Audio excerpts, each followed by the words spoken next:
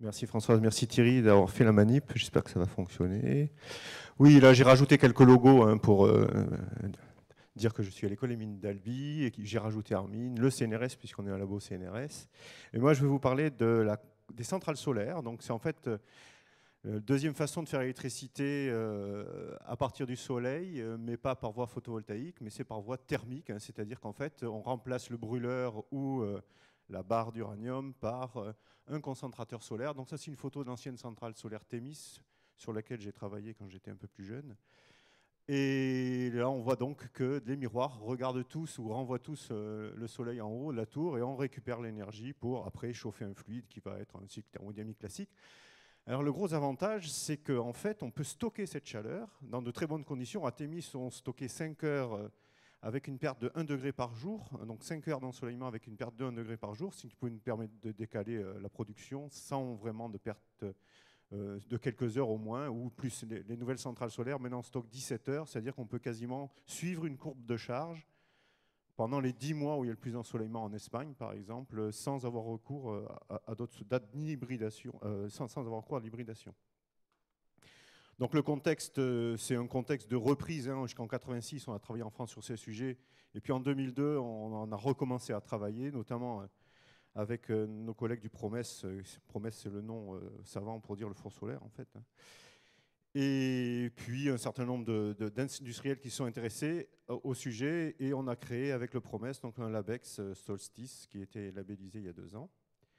Et les besoins de recherche sont actuellement effectivement d'augmenter les efficacités de ces centrales, alors, notamment en passant des cycles de vapeur, turbine à vapeur, en des cycles turbine à gaz ou des cycles combinés. Et pour cela, il faut monter plus haut en température, densifier les flux, modifier les optiques de concentration, améliorer la commande, changer de matériaux de récepteurs. Donc il y a tout un pan de recherche que l'on mène au niveau de ce LabEx et nous-mêmes sur Albi, un certain nombre de sujets sur lesquels on travaille. Bon, on peut rajouter aussi d'autres choses, d'autres applications, notamment cogénération pour les bâtiments, mais pour des process industriels. On travaille aussi avec des gens de Nantes sur l'amélioration des photobioréacteurs. Enfin, il y a un certain nombre de choses, dont certaines sont dans les posters qui sont affichés, que vous pourrez voir tout à l'heure. Alors, améliorer l'optique des concentrateurs, c'est justement pour augmenter les densités de flux. Hein. Donc, on avait des codes de calcul de transfert radiatif qui nous servent à beaucoup de choses, et donc on les a adaptés à la concentration. Alors ils nous servent à beaucoup de choses parce qu'ils nous servent par exemple à modéliser le transfert au travers de l'atmosphère de Vénus ou de Mars, ça nous sert à modéliser le parcours des fourmis quand elles construisent leur bâtiment, mais ça nous sert aussi à voir comment les photons sont concentrés et vont aller attaquer un lit fluidisé qui lui-même sont des particules qui vont réagir avec le rayonnement. Donc c'est des outils un peu originaux et universels qui sont d'ailleurs disponibles pour tout le monde. Hein. Et notamment, on arrive à modéliser des centrales comme celle de Thémis ou d'autres. On a modélisé récemment une centrale qui est à côté de Séville, grâce aussi à ces outils-là sont couplés avec des outils d'analyse d'image, parce qu'en fait, quand on a un outil de synthèse d'image, plutôt, est aussi un outil qui permet à l'œil de voir. Donc, en fait, on réutilise ce que les informaticiens qui font ces outils-là, ils font ça beaucoup mieux que nous d'ailleurs, permet d'avoir très rapidement des solutions et aussi de générer des images. Hein. Alors, améliorer les températures, c'est aussi avoir des nouveaux réacteurs ou des nouveaux récepteurs solaires. Là, on a travaillé sur des lits fluidisés à haute température directement insolés, donc avec les problématiques d'interaction particules-rayonnement. Il faut bien sûr que les particules absorbent et puis après, il y a un très bon échange avec l'air qui passe au travers. Mais on gagne dans un récepteur là, qui était en essai au four solaire d'Odeio. On arrive à gagner quasiment 1000 degrés en un seul passage, hein, au travers d'un lit fluidisé. D'ailleurs, il a fallu freiner un peu parce qu'on avait des problèmes de surchauffe locale. Mais il faut connaître effectivement la thermique après pour éviter justement les surchauffes locales. Et une des technologies, je n'ai pas le temps de vous présenter toutes les technologies, une des technologies sur lesquelles, au niveau de l'école, on s'est focalisé, c'est sur les miroirs de Fresnel. C'est notre premier prototype qui a évolué depuis. Je n'ai pas eu le temps d'aller faire une photo. Et c'est cette thèse qui avait démarré avec EDF. Eh bien, en fait, c'est cette technologie qui a été appliquée par les 4 industriels français qui se sont lancés dans ce nouveau marché des centrales solaires. Hein. Ces 4 industriels étant le plus connu étant Areva. Vous avez peut-être déjà entendu parler. Mais il y a aussi la CNIM avec laquelle on travaille et pour laquelle on a fait un certain nombre de travaux. Donc, notamment, ils nous avaient posé la question de savoir, bon, là c'est ce que nous donne notre outil de calcul. On s'aperçoit que sur cette image, sur l'image en haut, on s'aperçoit que le flux qui arrive sur le tuyau, qui devrait théoriquement être considéré comme homogène, ne l'est pas du tout, ce qui va entraîner des surchauffes locales. Et si ça entraîne des surchauffes locales, ça peut entraîner des détériorations du coating, c'est-à-dire du revêtement sélectif qui est au-dessus, sur lequel travaillent nos collègues de Saint-Étienne. Donc voilà, on est capable d'avoir de façon très précise des surchauffes locales. Ça entraîne aussi des déformations, enfin, il y a un certain nombre de soucis qui arrivent avec ça. Donc cette étude clim a aussi, par exemple, permis de... Ils voulaient mettre 2 tuyaux au lieu d'un seul au foyer. On s'est aperçu que jusqu'à 10 h du matin, on n'a vu que 1/3, 2/3 la répartition des flux qui arrivaient si on ne jouait pas sur l'orientation des miroirs. Donc soit je garde 2 tuyaux, mais je vais être obligé de jouer sur l'orientation des miroirs pour éviter d'avoir 2 tuyaux avec un flux très hétérogène qui arrive dessus.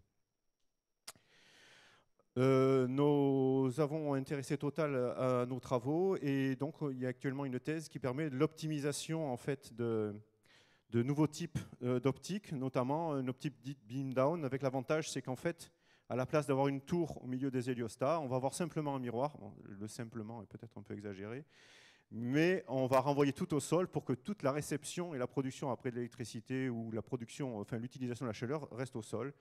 Donc des outils d'optimisation qui sont basés sur des techniques, là le PSO c'est les essaims d'abeilles en fait, hein, plus des descentes de gradient. Bon, tout ça c'est lié en fait aux capacités qu'ont nos outils à faire ce genre de calcul.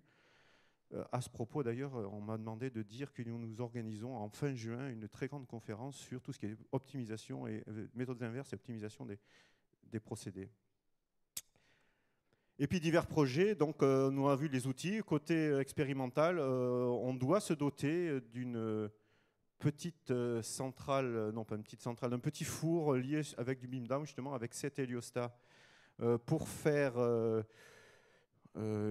pour obtenir en fait une tâche de l'ordre de 20 kW qui va permettre de participer comme source chaude de réacteurs industriels. Ben, notamment, on va essayer de voir ce qu'on peut faire avec de l'argile pour produire de la kaolinite, qui peut être un remplacement du ciment.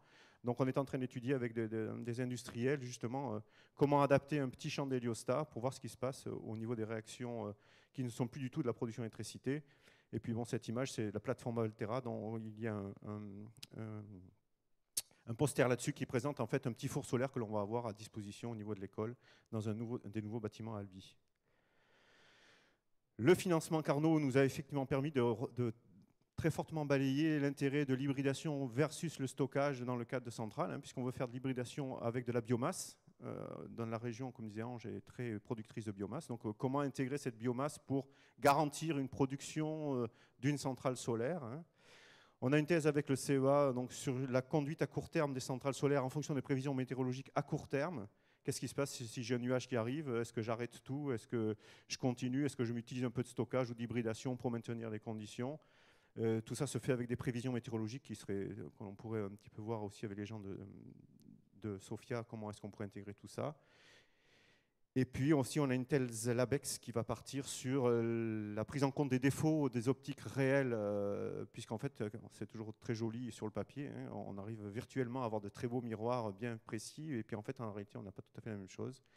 Et puis, il y a les applications qui sont décrites sur un autre poster, sur tout ce qui est pyrogazéification flash de biomasse solide, et impact des polluants sur la valorisation de la biomasse. Une transparence sur ce que l'on a fait sur la concentration pour aider les microalgues à récupérer de l'énergie dans des bains, des bouillons de culture, hein. Et on a maintenant une nouvelle action CNRS qui est partie avec le GPA, dont une des parties est à l'école des mines de Nantes, en collaboration donc, avec les gens de Clermont et de Toulouse. Et alors les partenaires potentiels de l'IMT, donc j'ai un peu regardé, mais j'en ai appris des nouveaux, hein, c'est pour ça que je suis venu, d'ailleurs c'était pour s'il n'y en avait pas d'autres, donc notamment à Saint-Étienne sur tout ce qui était coating, en fait, sur tout ce qui était peine sélective. Dans bien sûr nos collègues de Sofia sur les données solaires, on a déjà pris rendez-vous début juillet pour aller voir ce qu'on va pouvoir faire ensemble. le fait qu'on ait la possibilité de mettre du stockage, quel impact ça va avoir sur les réseaux eux-mêmes, hein, puisque là, on a une énergie renouvelable qui permet de stocker un peu, donc est-ce que ça ne va pas pouvoir permettre d'augmenter la pénétration des énergies renouvelables sur un réseau, hein, qu'est-ce que ça peut avoir comme impact? J'avais pris contact avec les gens du CERNA sur justement cette histoire d'hybridation et de stockage, quel impact ça va avoir sur la conception de la centrale elle-même. Après, bien sûr, on a quelques travaux sur l'intégration de systèmes de cogénération pour les bâtiments basés aussi sur le solaire à concentration. Donc là, il y a une collaboration avec Paris, l'équipe à Bruno Peuportier et puis Sofia, donc, qui ont déjà des expériences là-dessus. Et puis avec Douai, bien sûr, qui travaille aussi un peu en intégration bâtiment. Donc Saint-Étienne, en fait, on va participer à un projet, alors STS-MED, c'est le tout début, hein, c'était effectivement regarder au niveau d'un quartier ou d'une ville, comment on peut impliquer de l'énergie solaire à concentration. C'est au travers du centre qui est à Gardanne.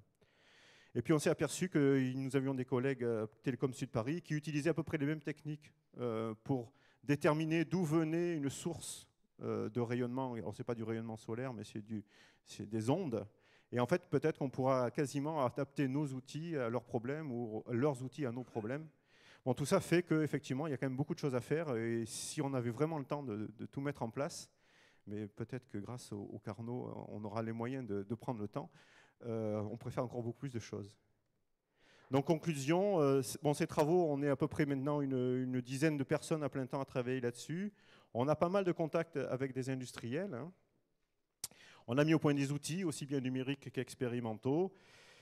Et puis, on a de nouveaux outils qu'on est en train de construire. Et puis, je pense que le solaire à concentration, on est un petit peu spécifique au niveau des écoles sur ce sujet-là, mais je pense qu'il y a beaucoup de collaboration à avoir, peut-être sur les centrales elles-mêmes, mais aussi sur un certain nombre de composants que l'on pourrait essayer d'améliorer ensemble.